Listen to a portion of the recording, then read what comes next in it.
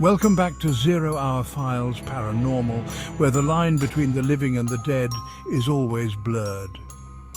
Tonight's story comes from a woman who dared to uncover the truth behind the strange sounds coming from her attic, and what she found was far worse than she ever imagined.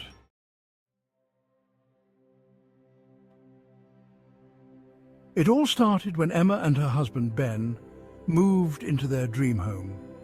It was a beautiful two-story house, slightly worn but full of potential. Set on the outskirts of a quiet, rural town, the house stood alone, surrounded by overgrown trees and a thick wall of forest. For the first few weeks, everything seemed perfect. The peace, the solitude, it was exactly what they had been looking for. But then Emma started hearing the noises.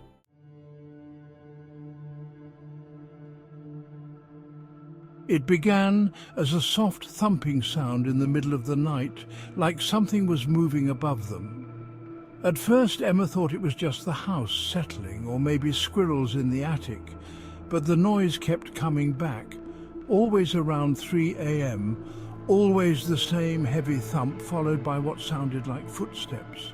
"Do you hear that?" Emma asked one night as they lay in bed. Ben, half asleep, shrugged it off. "It's probably just the wind." But Emma knew better. There was something up there, something that didn't belong.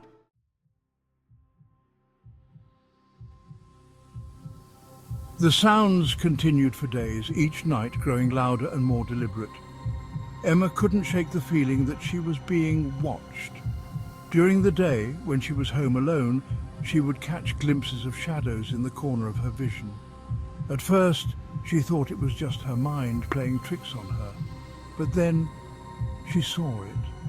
One evening, while folding laundry in the bedroom, Emma glanced at the attic door, the small, square hatch in the hallway ceiling that led to the crawl space above.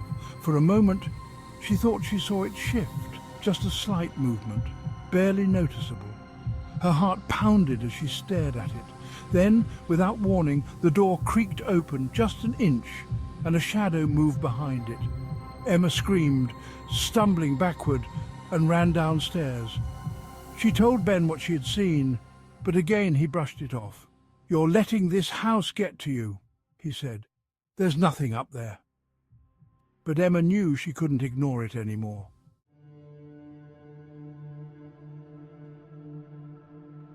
Determined to prove she wasn't imagining things, Emma decided to investigate. One night when Ben was working late, she grabbed a flashlight and pulled down the attic ladder, her hands trembling. The air in the attic was thick, musty and cold. As she climbed, her flashlight beam swept across the space, revealing piles of old furniture, forgotten boxes and cobwebs. Everything seemed normal until she noticed something strange. At the far corner of the attic, there was a small door, something they hadn't noticed during the house inspection. It was old, much older than the rest of the house, with deep scratches across its surface. Emma hesitated, feeling an overwhelming sense of dread, but she had to know. She stepped toward the door, her flashlight flickering as the shadows seemed to grow darker, more oppressive. When she reached for the handle, the door swung open on its own, revealing nothing but pitch black. That's when she felt it, a presence, something cold and dark, standing just behind her. Slowly, Emma turned around, and there it was, a shadowy figure, tall and twisted, standing in the corner. Its eyes, or where its eyes should have been, were two deep, hollow pits, and its face was contorted in an expression of rage. Emma froze, unable to scream. The figure stepped forward, its movement slow and deliberate, as though it was relishing her fear. It reached out with a hand that seemed to dissolve into the shadows around it, and as its fingers brushed against her arm, the room went dark.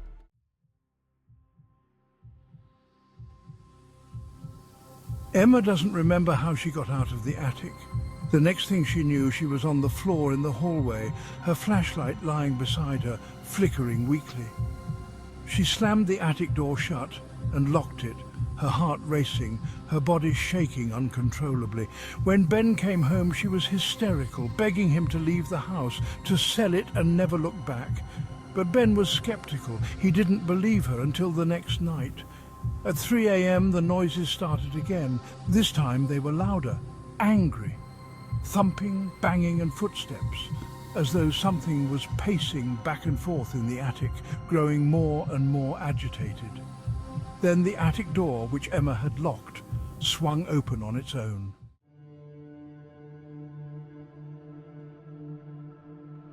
Desperate to end the nightmare, Emma and Ben called a paranormal investigator who confirmed what Emma had feared all along.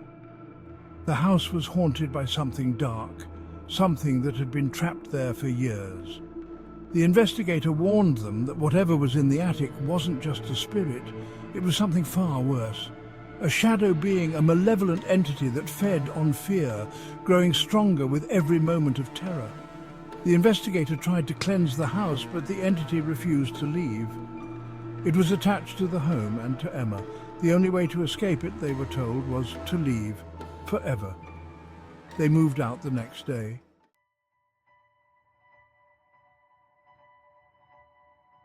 Months have passed since Emma and Ben left the house, but the terror still lingers.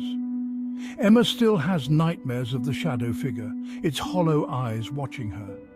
They've tried to start fresh, but no matter where they go, Emma always feels like something is watching her, waiting. The house in Springfield still stands, vacant and abandoned. But sometimes, late at night, the neighbors claim they can hear noises, footsteps, thumping, and the soft creak of an attic door opening on its own.